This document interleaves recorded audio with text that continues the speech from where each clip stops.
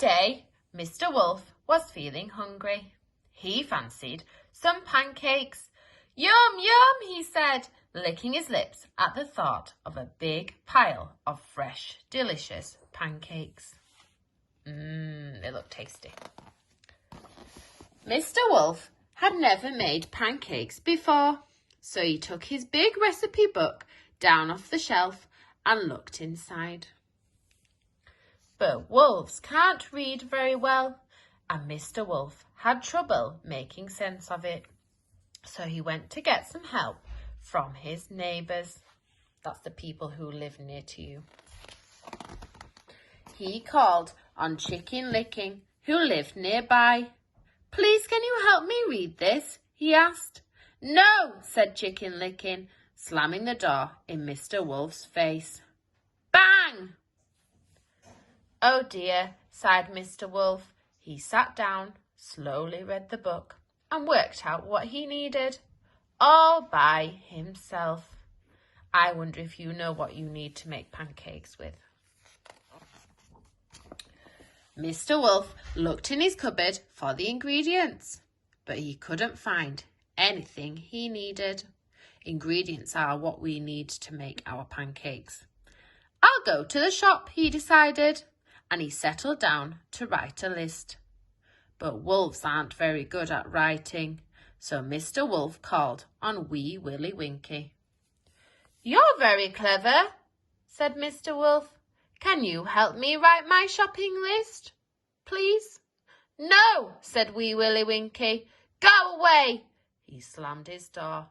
Bang! "There's no need to be like that," said Mr. Wolfe quietly. Poor Mr. Wolfe. Mr. Wolfe sat down and tried very hard with his writing until he had made his shopping list, all by himself. Now he needed to count his money to make sure he had enough. But wolves aren't very good at counting, so he went to the gingerbread man for some help. "Can you help me count my money, please?" he asked politely. "No, I'm too busy to bother with you," said the gingerbread man, slamming his door. Bang! So poor Mr. Wolfe had to sit down and count his money. It took him a long time, and he had to check it 3 times before it was right. But he did it, all by himself. Mr. Wolfe needed a basket to carry his shopping, so he called on Little Red Riding Hood. "Please, may I borrow your basket?" he asked very nicely. "I'm not lending my basket to you," said Little Red Riding Hood. "Now clear off." So Mr. Wolfe set off to the shop without a basket. "I'll manage," he said. Oh, here's the shop. Look, there's lots of exciting things you can buy here. Mr. Wolfe went to the shop. I hope he finds everything he needs for his pancakes.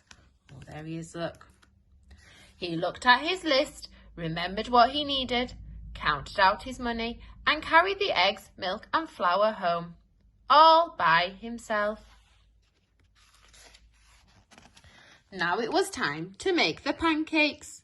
But wolves aren't very good at cooking, so Mr. Wolfe called on the 3 little pigs.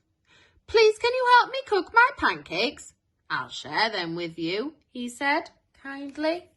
"No chance," chorused the pigs, slamming their doors. Bang, bang, bang! Mr. Wolfe felt sad because nobody wanted to help him. Mr. Wolfe went home and started to make the pancakes all by himself. Soon there was a huge pile of delicious pancakes on the table, all ready for eating. Now, as Mr. Wolfe had been making his pancakes, a lovely smell had drifted out of the kitchen. All his neighbours could smell it, and it made them feel very hungry. They wanted some pancakes too. They decided to try their luck. So they knocked on Mr. Wolfe's door. "Give us some of your pancakes," said the rotten lot. "Why should I give any to you?" said Mr. Wolfe. "Not one of you would help me." "We'll help you eat them," replied Mr. Wolf's neighbours nastily. "Anyway, we're not going until you give us some."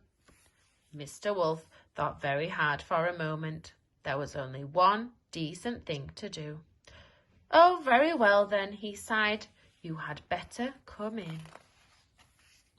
Mr. Wolf opened the door wide, and whoosh! His greedy neighbours rudely pushed him aside and dashed down the hall. Mr. Wolf shook his head, shrugged his shoulders, followed them into the kitchen, and when they were all in, Mr. Wolf gobbled them up, snippety, snappety. That was the end of his unhelpful neighbours. And then, with his